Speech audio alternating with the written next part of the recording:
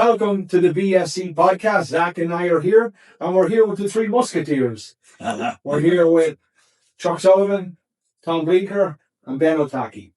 Chuck Sullivan began in 1959. I'm Tom Bleecker. I started in the summer of 1962. I was 16 years old and in high school. Ben Otake. I started about 1955. Okay, so gentlemen, to start with, and we'll spring up and down. I may go from Ben to Tom to Chuck and vice versa. So, Ben, you're the most senior here at this moment. So take us back to 1955. How you got involved in martial arts in general, and how you came into contact with Mr. Parker. I actually started martial arts before that. That's when I started karate. But I started before that, about 52, when I was in judo. But then I heard about karate that I was looking for. I found this student from Japan, Kenny Ishizaki, and I started with him.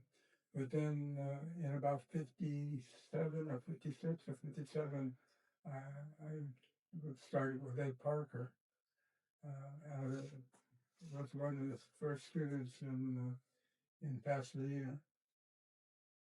Interesting. So, Chuck, you have an interesting introduction to Ed Parker. Yes. Tell us a little bit about that.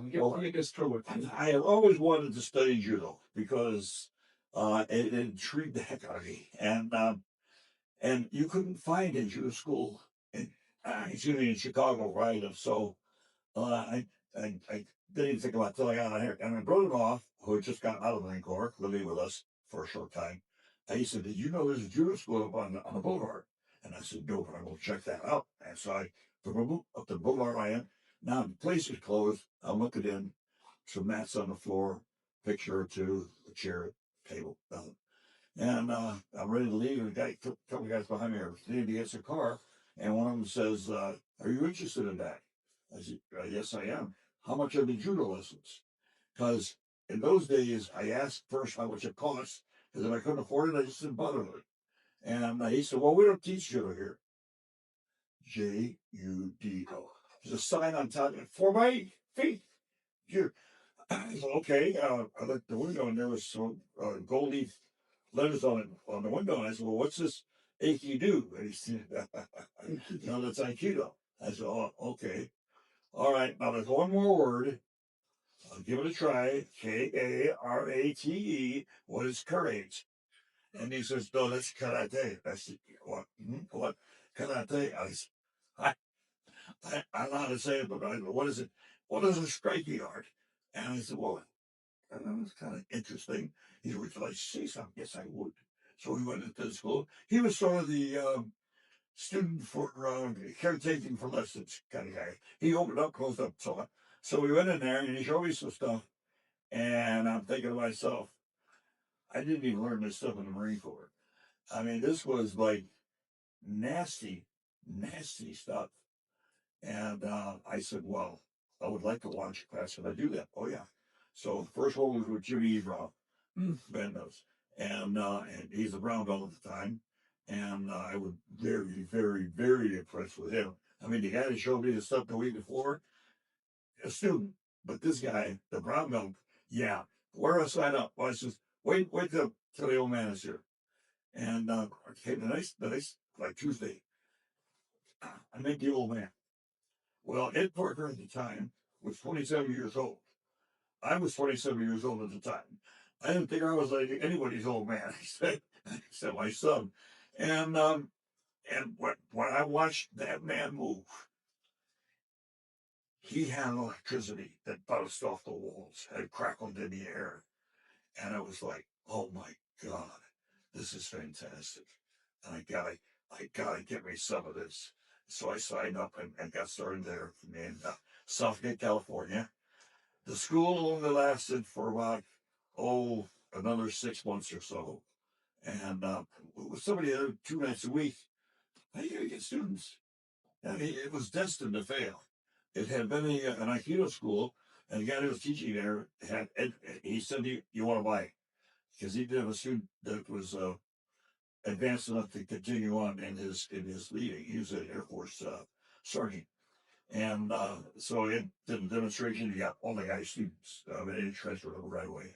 And it was, yeah, it was.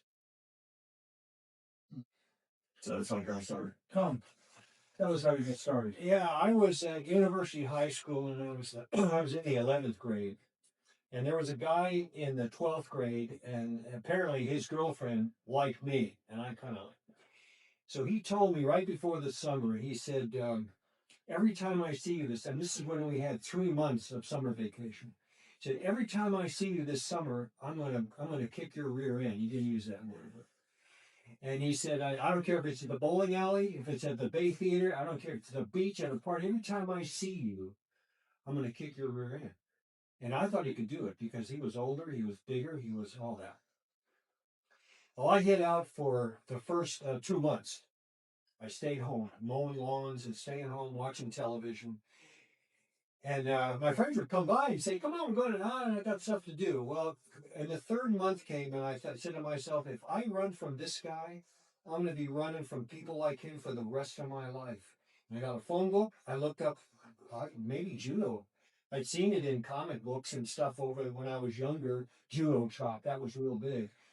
And I found there was a school on Los Angeles Boulevard.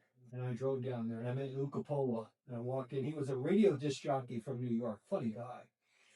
And I had the same experience that Chuck had. When I first walked in there, I saw things that he showed me, but when I saw Ed Parker move, I wanted to move like that. And that was where? At the Los Angeles School, that's where I started. School, okay. Yeah. And here's why, because back in that day, for me, now Chuck was in the Marine Corps, but for me in high school, the way all fights started was you either shoved the guy, you pushed him with one hand or two. All right, buddy, and you pushed the guy, or you grabbed him and you said, listen, or you pushed him. It was either a grab or a push. Most fights started that way. And Ed Parker, I think one of the first techniques I saw was for a single hand lapel grip. And he stepped back and he broke the guy's arms. He chopped him in the throat. I said, all that for just grabbing or pushing? He did it, And I said, my God. And he did it like lightning fast. And I said, my God, if he can do that for just a grab, imagine what I could learn. My God. So I signed up. I was in because back then, I think Dave Handler said it was an exotic art. I'd never seen anything like this. The meditation and the gi, we called them pajamas. They look like pajamas, and those tatami mats, and the smell of straw, and the lighting was kind of down low. We didn't have bright lights like this, and we meditated, and we had a creed. It was almost like a cult. And we weren't allowed to teach anybody. We had to sign something saying we're going to teach. So it was so. I was in, and I paid my $20 for the month and bought a gi, and I was in. So, Sensei Ben, what was your introduction to Ed Parker? How did that come about? I had started judo originally, so I was practicing judo. But I heard about karate, so it actually was in one of the old Superman comics. They had an article about karate. I was always interested in trying to find something like that. Well, I found one student from Japan that was a black belt in karate, and I was practiced with him, but I didn't find out he had to be back. So I saw a newspaper article about Ed Parker, and he was talking about Kenpo, or about karate actually. So initially I met him. He had started a class in it wasn't Good Tennis, it was another name. It was one of the bodybuilding gyms there in Pasadena. So I went over there and talked to Ned Parker, and he he was there for just a short time, and then he looked for a place to open the dojo, and that's when I went over. I was actually one of the first students that he had. That was in Pasadena, and that was probably 1956 or 57. I started with him. Started. That's about it. And then, so from then on, you moved into the Japanese arts. So I believe, correct me if I'm wrong, 1964, you were at the first Long Beach Internationals and you saw a gentleman banging his shins with a hammer and his knuckles, who turned out to be Sensei Takabola. Is that how you got introduced to the Japanese art, the Japanese karate?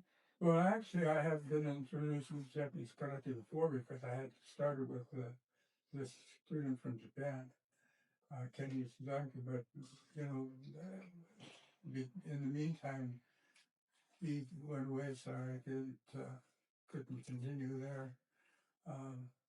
I started with Ed in about 56, 57, but I was kept looking for, Ed was a secondary, it was just a neon when I started with him. I was looking for more, wanting to see more and more about karate, so I would start looking around, and eventually when I in 64 at the saw Takabura, and actually one of my students, Tony Tolerance, we both went over and when Kubota opened up his school, I started with him. So when you started with Mr. Parker in 57, was it, how was it? Because we know when we see the footage with Chuck and Mr. Parker, a lot of the actual techniques that are still in the curriculum today are there. And we see the ball throwing. That would have been relatively close to 57, you can 2-3 years later, 4 years later. It was relatively, when you were learning from him, were you any of the tech, like, how was the curriculum? Was there, because it was known as Kenpo Jiu-Jitsu. Was there some stand-up jiu-jitsu that came from Okazaki? He never did. So where did that name derive from, Kenpo Jiu-Jitsu? Was that before Mr. Parker? He always called it Kenpo Karate. Kenpo Karate, okay. And what did the curriculum entail in those days? Was it like X amount of techniques with no names? Does any of the curriculum that you learned from still exist today? I don't know. It's been a long time since So what did you mostly work with him? When you taught his class, like, what did it entail? We, pairing off blocking, learning how to block and stick, and separate techniques of pair off and go back and forth working with each other. And do you recall any of the individuals' names that were in those classes at that time? The people that were there? Yeah, do you recall any of the names other than Tony Tulliners, who you just mentioned? Well, Tony didn't go to that Parker. No. Tony started with me, and that was after already it was not with it. Oh, okay. At that time. No, I remember, Jimmy Bravo and Rich Montgomery and Rick Flores. Did you ever bump into an infamous figure from San Francisco called Jimmy Wing Woo? That was after I wasn't with Ed anymore. The other guys, the seniors like Rich and Jimmy and all those guys, they eventually went over to work out with Jimmy Woo. Right. So did yourself and Chuck meet at that time? You guys meet at that time, or were you already left? No. Oh, I was left. Yeah, just before he left to go to the army for go National Guard for 6 months. I remember him in the class. Yeah, I think he took a class that I was in. I used to teach a lot of the classes for him. In fact, when he left and went to vacation to Hawaii, I was teaching all the classes. So then one of your first classes in Kenpo Karate in 59 was under Sensei Ben. Yeah. Well, That's interesting because you guys met in '59. Here you are again today in Well, we didn't, 2025. you know, it's just a face of the crowd. So Right, but you did have an Yeah, acquaintance. Yeah. So interesting. So, uh, take us through when you 59, you enroll. Take us up to 61. Or all right. I was at that time I was in the class, and 1 tip, 2 tips, 3 tips, 4 tips, and then on a white belt. on a white belt. Yeah, and they were all different sizes and colors. Mainly they were brown, but some were a brownish black or blackish brown or whatever. Whatever people had, it could be a much pen they put on there. It looked terrible. It really looked bad. And I know at the time we were lobbying Ed Parker to go to the color belt system, and he wouldn't do that because only one reason: it was Korean. And we all said, I don't care whose idea. It's a good idea. It's an excellent idea. He finally relented and he did it. I think when somebody mentioned to him, well, when people get promoted, you get to sell little belts. Look how many people are here on the belt sticker. And it was like, cha-ching, okay, good idea. Suddenly it made sense. In business, It was a good idea. Anyhow, I stayed in that class, and then I got my brown belt, and I was in the advanced class. And then in around 1961, I think it was when the split came. We call it a split. Or split, I mean, you're talking about the Jimmy Wing Woo incident. The entire advanced class, except for myself, went with you. Yeah. Now, Jimmy Wing Woo was a Kung Fu, Tai Chi, Choi Li Fut practitioner / teacher that came down from San Francisco. And as we know at that time, Mr. Parker used to travel up to San Francisco quite a bit, and he knew Lao Bun, who was, Hong Sing Choi Li Fut in San Francisco's Chinatown. And I believe he was the one that, in those days, Jimmy Wing Woo asked, well, he was the most senior. So he asked permission, of which Lao Bun, who knew Mr. Parker, said, sure, go ahead, go down and help him teach, do whatever you No, Ed Parker brought him down to collaborate on the book, The Secrets of Chinese Karate. Which would have been Mr. Parker's second book, right? That's why he brought him down. And Jimmy Woo, of course, Ed Parker made a terrible, terrible mistake. When he couldn't make the class, he'd call Jimmy and you take the class. Well, Jimmy Woo saw how Ed Parker lived, and he saw what he was doing. He saw how much he made, saw courage, what he said.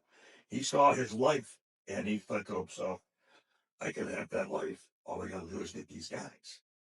So he started pushing for that, and I sensed something. I wasn't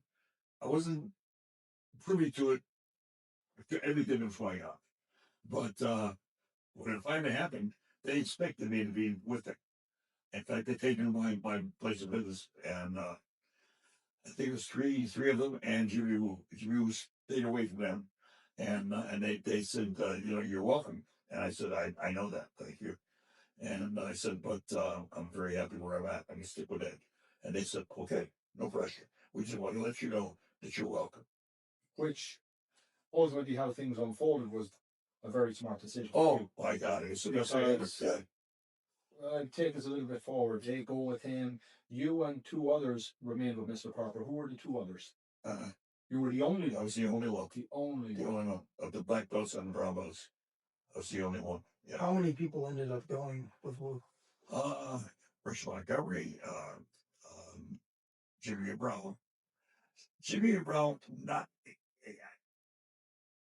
kind of, but he sort of rode the fence. Yeah, he maintained a relationship with them, but he wasn't really in his classes and so on. But anyhow, it was them and the other Brahmas, all the Brahmas, and therefore I became. Now I didn't know that Ben Otake had gotten his brown belt from Ed Parker, so that was the first one. Those 3 made 4. I became the 5th. So let's break that down a little bit now. So let's go back. So the 4th and the 5th of what? Of brown belts. So who was the first 3? I'm sorry, black belts. Black belts. So who were the first 3? Rich Montgomery, Jimmy Brown, and Rick Flores, and then me. and then you. So those were the first of the first four ever black belts he had Yeah, first grade, but Ben Otake like in Southern California. In Southern California. Okay. Yeah. Okay. Sensei Ben, when you came to Ed Parker, you started with Mr. Parker as a white belt, I'm guessing, Oh yeah. even though you had previous experience in judo and karate and whatnot. And then Mr. Parker, at that time when he brought you from white to brown, you know, as much as you can remember, how many belts were there? Was it the yellow, orange, purple, blue, green? Oh, Or was it like, was brown? It was white, brown, black. and Was it- everybody, okay. and everybody in Kenpo knew who the brown belts were because there was only a handful. So if you were a brown belt, you were elevated. I mean, that was a big deal back then, being a brown belt. Jimmy Brown and I were the first brown belts. Yeah. Were the first brown belts under Mr. Parker? Yeah. And then you came in third. Well, actually, there was one other person, Harold Wong, had dealt. Who? Harold Wong. Harold Wong. But he got his black belt, brown belt from Ed, but that was in Salt Lake City, I think.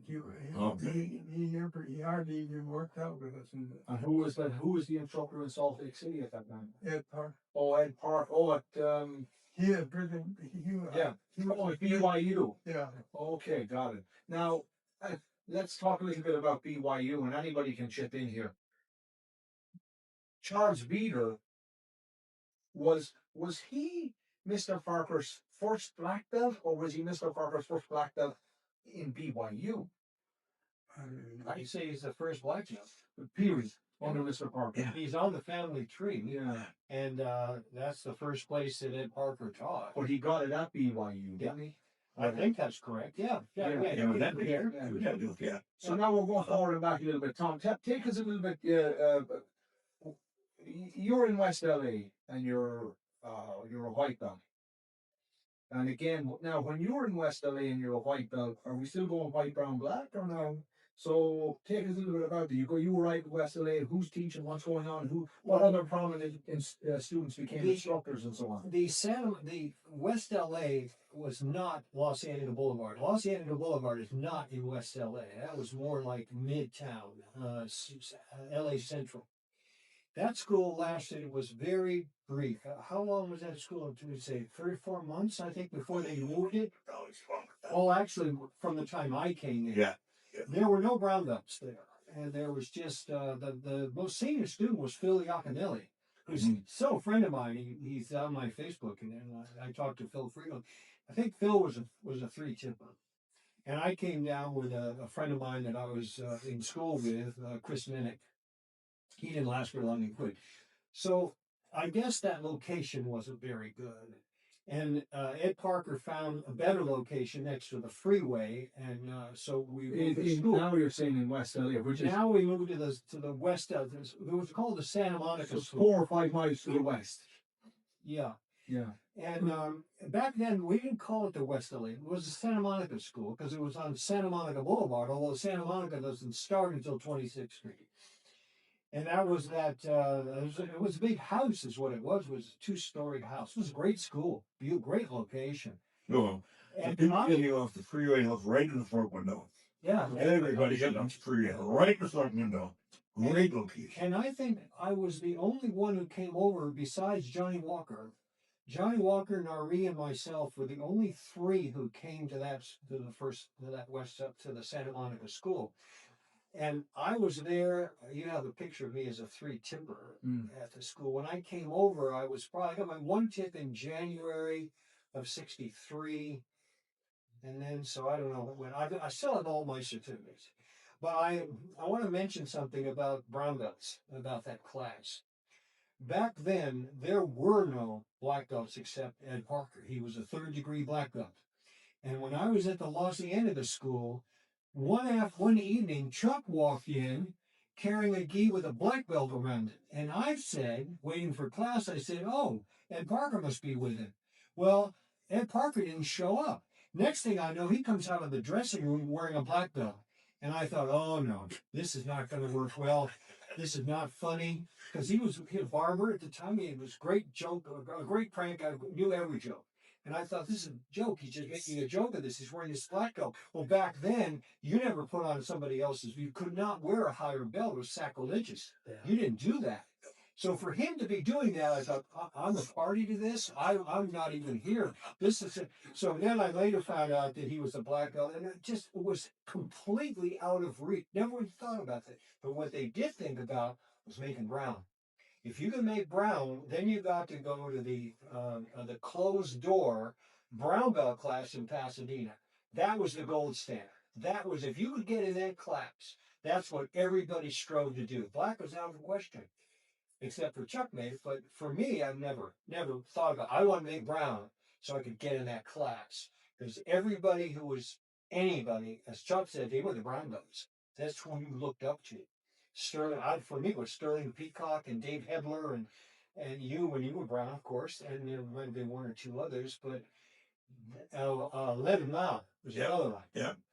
And I wanted to get in that brown belt. As a size, you know, he was a hell of a fighter. Oh yeah, he was. I thought he was the top fighter, and he ended up in the 6-4 internationals. He fought Mike Stone. He fought him for the grand championship. Hedler said he might have won, but he hurt his ankle. But I put on it. So, Ben, go back to when you started with Mr. Parker. What did the curriculum contain when you started? Was there a written curriculum with X amount of techniques, or was it just, we're going to do this and this and this? No, there was something written, but we were trained in different techniques, and as we trained them, we would pass them on. So did he have a system, as in, or did he come in and, like, did you do something on a Monday and then on a Wednesday you did something different, and then the following week you did something different again, and then you didn't repeat it what you did the week before for another month?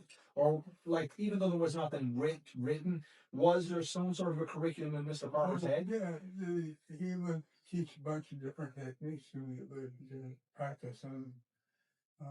But there was it's just whatever you had, remember, kept in your head. You work basics and you work techniques. So we have a picture here of Mr. Parker, James Eberow, and Ben Otake. Just refresh your memory a little bit. Where was that taken and what's going on? I have no idea. But the patch. This is the old patch. The old patch. No. Well, it had to be the old patch. That's the only one I ever had. What year do you guess I was taken? 57-ish? Around there. Yeah.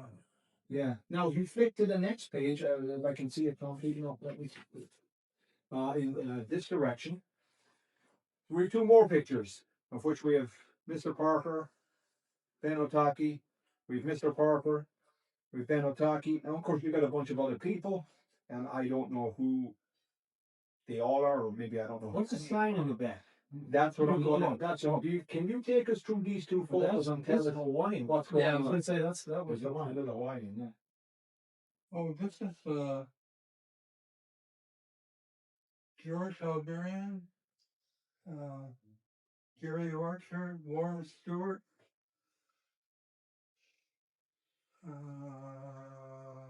it's kind of blurry to see.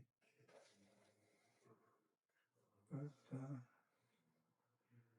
There's Rick Montgomery. oh, that's Rich, okay. Yeah. And And there's Geneva. yeah, there's Jimmy. And it That huge.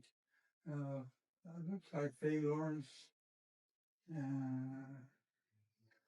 That's probably Warren Stewart. Looks like Terry McDaniel. One of the things that Ed was good at, he played a really good ukulele. And he and his friend would do little part of gigs all the time, and he was pretty good at them. So we jump forward a little bit, because I know you're a little tight on time. Go to the 64 internationals. Now, you're not with Mr. Parker at this point, but are you still in communication with him? No. Or it's just the internationals are so advertised, and you just don't want to turn up there? Yeah, no. So take us through. You turn up the first international, 1964. We know that it had, who went down as a legend eventually, Bruce Lee.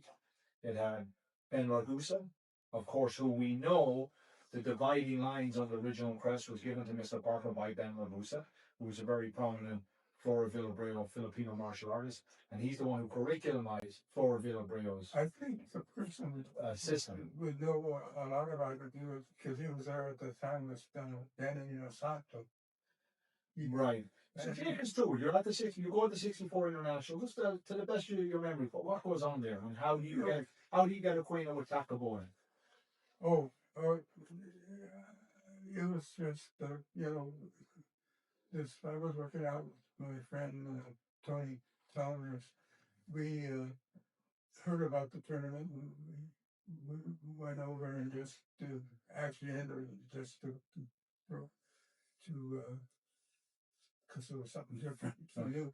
But we saw Tak Buddha there, and he did some really amazing thing with technique that he did over there, and it was just amazing. And so Tony and I, when Tak opened up his school, we went over to his school and joined his school.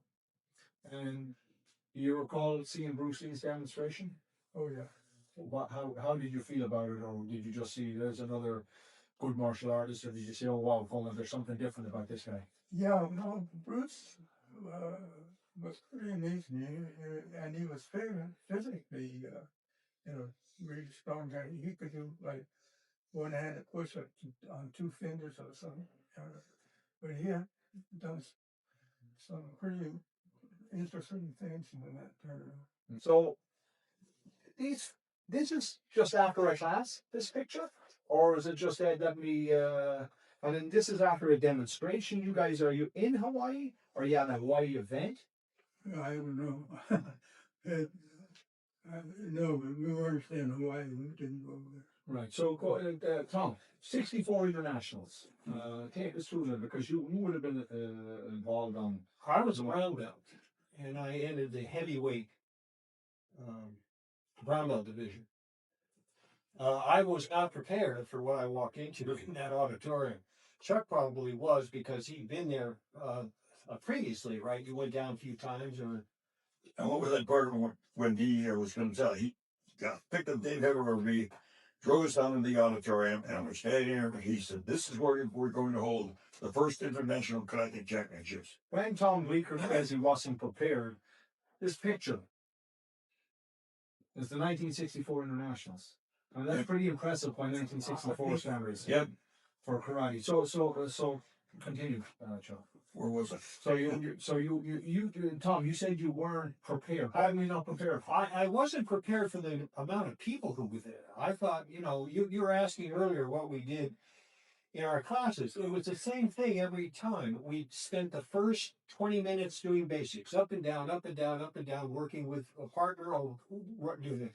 Then Ed Parker came out and taught a technique or a form. If we were learning a form, he would do the next 8 or 10 moves or whatever.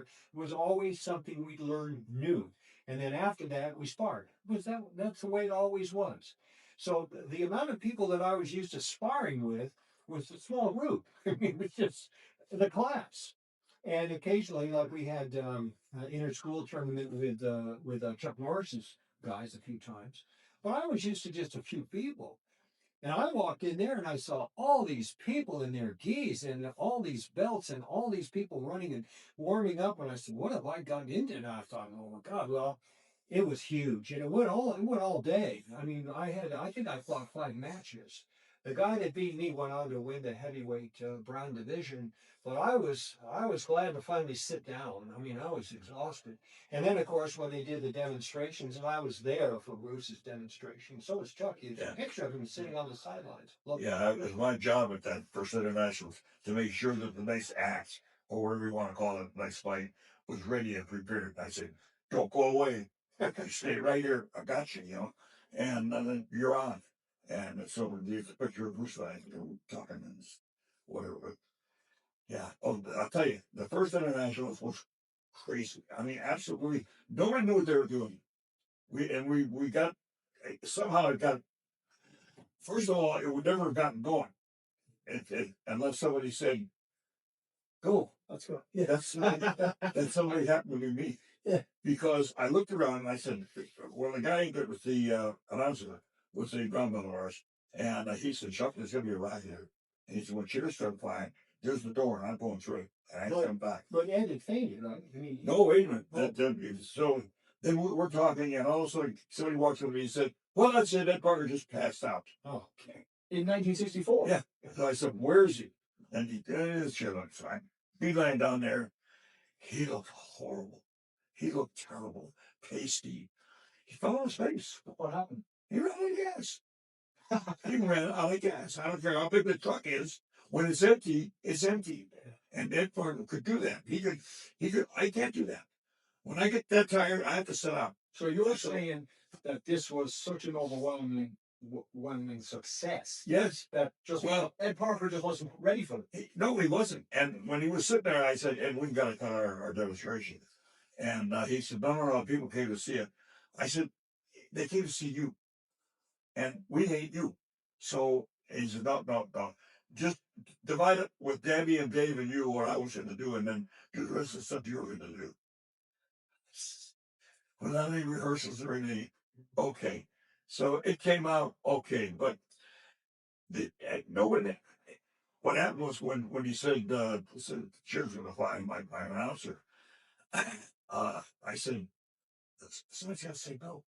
And I looked at the band leader who was playing the same thing over and over again. All he knew was that a Hawaiian guy had hired him, so he kept playing the Hawaiian worship. And so I heard people say, if they play it one more time, I'm going to kill the band. And people were, none of the chairs worked. So the whole ringside, people were sitting in the chairs, and they said, you're sitting in my chair. I ain't moving either. And now you know it's going to start. So I say, it's got to just start. That's all there's to it. I looked up at it and I said, are you ready? He says, yes. And I say, Ron, announce the national anthem. I said, ladies and gentlemen, would you please stand for our national anthem? All of a sudden, all of them, quiet down. Everybody stood. The band, they played national anthem. You be seated, please. First match ends. And it was and it took on a life of its own. Because somebody has to say go. Well, I'm going to say go. I don't let anything go too long before we get started. Because if you do, you're So that's back. I would add to this something that's important. This internationals, we knew as students of Ed Parker that this was important to him. And I honestly believe that I would have come if I had the flu. I would be there. If you were a student and you grabbed your gi and your $5 entry fee and you went down there and you entered your division, whether you could fight or not, because we were there for our instructor. There were no excuses. You were there, and we all went down there who could fight. Now, here's something interesting that happened with me in my own thinking and in my own. And you had a similar thing with Bruce Lee at one point. I thought that we would win everything. I honestly thought that Kenpo this was our shining, it was our tournament at Park, and all of our guys were going. All of our black belt, brown, we're going to win it all. Whatever trophies up there, we're going to win every one of them. And that didn't happen. What was really amazing to me was when they were awarding trophies to schools and systems that I'd never heard of. And I said, how is this possible that we didn't win all of these things? That was my first time my eyes opened up to say, you know what, we're not the only martial arts system here. Because when I started, there were only 3 schools. There was Jerry Packard down on Venice, there was Ed Parker, and there was Nishiyama had Shotokan school, right? Oshima first. Yeah. Oh, Oshima was before Nishiyama? Oh, yeah. I thought Oshima was Nishiyama still. No. Oshima was here and had a school. Oh, okay. In fact, he taught at Caltech and he taught in East LA. Oh, okay. Well, the Shotokan school, the Kenpo school, and Jerry Packard. That was it. And Jerry Packard, what system was that? I don't remember. Okay, but you had a handful of schools. That was it. So I thought that's who we were going to. Well, I'd never seen all these other people. So when we didn't win everything, I was just, I walked out of there. I said, boy, that's amazing, because I thought we were all schooled that ours was the best. Ours, Kenpo, nothing was better. We were by far the best. And I knew our guys, all of them. I said, these guys are warriors. I mean, these guys are, no one's going to beat them. And then I saw these other guys, and they were doing so well. I thought, you know what, that maybe you want to talk a second about when Bruce came to the Pasadena school and says, that's wrong, and how that opens your eyes. So, so let's just to set this up. So Bruce Lee, Mr. Parker and Bruce Lee had been friends.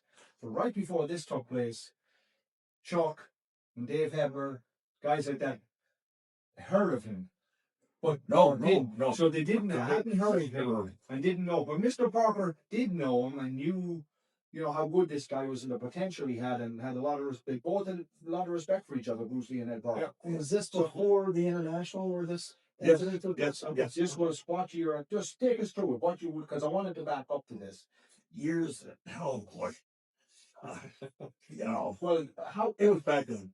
okay. That works. Yeah, but before the 64 international. Yes. So take us through it. You're in Boston, you do a class. We're in a class. Ed Parker's teaching.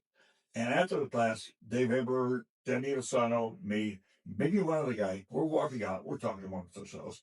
And Ed met us about halfway out on a mess. We'll carry our shoes and stuff, And he says, I want to introduce you guys to a hot young martial artist. I remember that distinctly. And he said, this is Bruce Lee. And we shook hands, and it got called to the phone or something, so he left. Bruce Lee immediately took over the conversation. I mean, whatever we ended up talking about didn't matter because Bruce Lee was going to talk. And he did. And one of the first things he said was he just returned from Hong Kong. And our ears really perked up when we said, well, Hong Kong, wow, that's the mecca of Kung Fu. And it was so how's everything in Hong Kong? And he said, well, you got to excuse the language. He says, well, it's 95% commercial bullshit. And I went, and they said, and we all went, commercial bullshit? 95%? Oh my God, that's worse than here. Here's 100%. Anyhow, so we started asking him questions about that. And he said, somebody said, well, what are the other like? He said, well, half are trying, but they don't know what they're doing. So that left about 2.5%. We said, what about those guys? He said, oh, those guys. He says, you wouldn't get down the alley where they work out because those guys are the real deal. So we Tom, Triumph, whatever. And he said, by the way, I was watching what you were doing earlier, and he showed something. I'll give you an example. He showed showing out a bar. That is totally worthless, useless, and it's going to get you killed if you do it because there's no strength. A 10-year-old kid can pull your arm down. All you got to do is turn around that way, and 3 guys can hang on it. But this would, and they're still teaching it today. Why? Because it's in shortfall. What is the tradition? If it's traditional and it's no good, it's not very system. Anyhow, we were talking. So and then he said, "Well, I wonder why." And then we were like, "Well, because that part was teaching it." He said, I wonder why, because it was wrong. I saw Dave Ever grow 3 inches, and he kind of looked at me, and it's like, you want word, should I take? He just insulted that our instructor, telling us something he did was wrong. So I'm like, let's see what he has to say first. I want to find out what he has to say. So he showed us why it was wrong. It should have been in the system, and it was being taught by Ed Parker. And now, about 12 minutes later, I'm driving home, and it's running this through my mind. Why?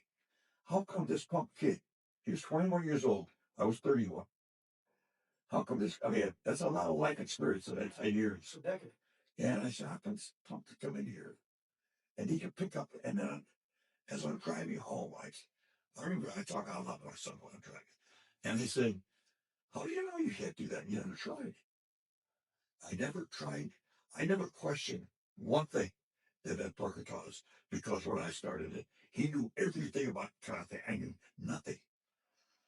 Now I'm black. I'm a black belt. I'm a new black belt, but I'm a black belt. And I said to myself, this is never going to happen again. Because I am going to question everything from now on. Everything. I don't care who's teaching it. It could be Jesus Christ. I'm going to question it, because I will find out for sure if it's good, bad, or ugly. And there are some things that I found in the system that I threw out. I just threw up.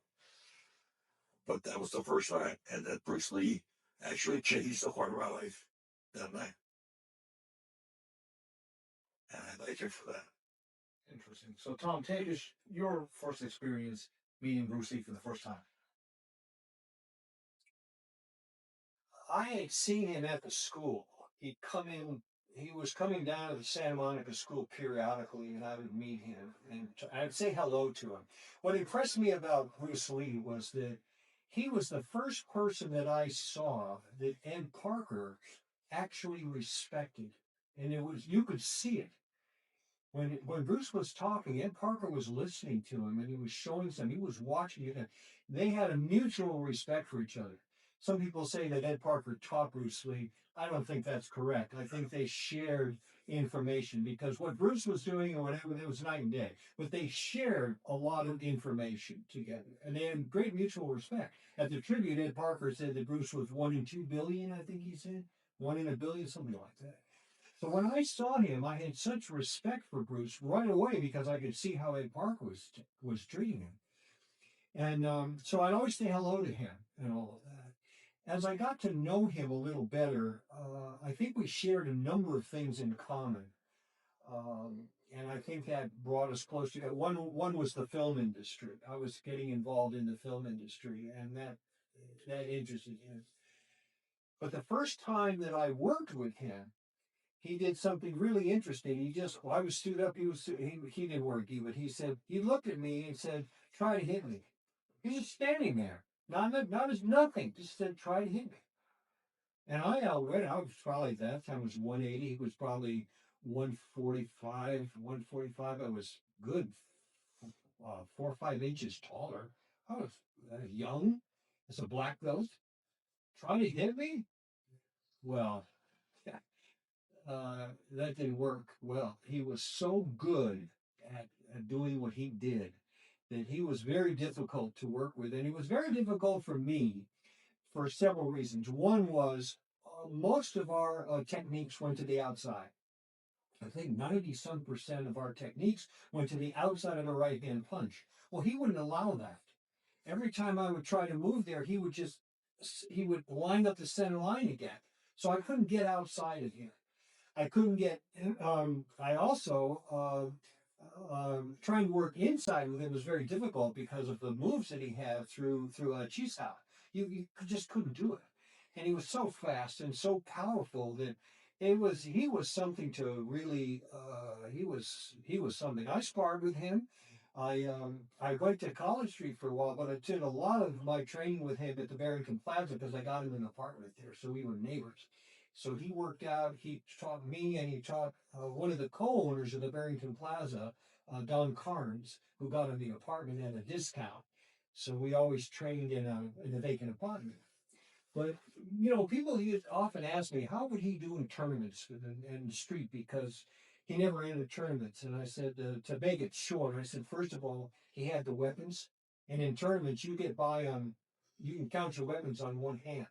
You got a side kick, you got a back fist, you got a reverse, but whatever it is. You got a handful that you can score. He had them. And he had the power and he had the speed. But the one thing that he had that would have been really to an advantage of him, he could instantaneously determine your weakness. Within a couple of moves, he had it. He was that good. He could see exactly what was wrong with your stance, what was wrong with everything. And he could take advantage of that weakness in you instantly. That's why he liked working with black belts who were tournament. He wanted to show them what was wrong with what they were doing. That's why he didn't like teaching you. He wanted to see what you were doing, and then he would tell you what was wrong with it. And that guy in a tournament is dangerous. Yeah. That guy is going to do very well, and I think he would have done exceptionally well in tournaments. You probably agree with that. Absolutely. 1 second, Chuck. So, Ben, just one question before you go. How was your training with Mr. Parker compared to Takabota? What was the difference? Because obviously, Takabota was traditional Japanese stylist, and Mr. Parker was, at least at some point, he was going more towards what he believed worked on a street. Like, how was it different, or was it very different at all? Oh yeah. Well, the main thing that I always remember had same, aggressive defense. And his stuff was really meant for real street fighting. And it was first I ever seen that was, in that way. It was, he didn't let up on you. If you fought, like, mainly when a lot of pastors come in, you do a technique and you stop. There was no stopping with him. Everything was all the way, you took them all the way down to the ground, and this was, you were completely beaten, you had to fight. Okay, Sensei Ben, you got to take off. Oh, wait, Thank you very much. I got just tell the story. There was a tournament that I was president, and there was a guy that had just come back from Japan, and he was showing some the things he learned in Japan. So he got a volunteer. You're a volunteer. Well, he said, ready, and he ran the guy out of the band. I just punch, kick, punch. The guy that just came back from Japan. So then you got another guy, and he did the same thing, and he did one more time. He did the same thing, and then he got the wrong guy. He got Ben Otake, and he started, and Ben Otake straightened one out of him, picked him off his feet, laid him on the floor, and the crowd went nuts. You remember that? No. No. When he said, what's your name? And he said, Ben Otake. I said, you just got the wrong guy. And he didn't move. And the guy started, boom, he just straightened one out and caught it right up. Oh my God. And the crowd went nuts. Sensei Ben, a pleasure to meet you. Pleasure to be acquainted with you. And there's not too many people like you that have been disciplined through your life and training. And personally, I really appreciate it. Thank you for taking the time today.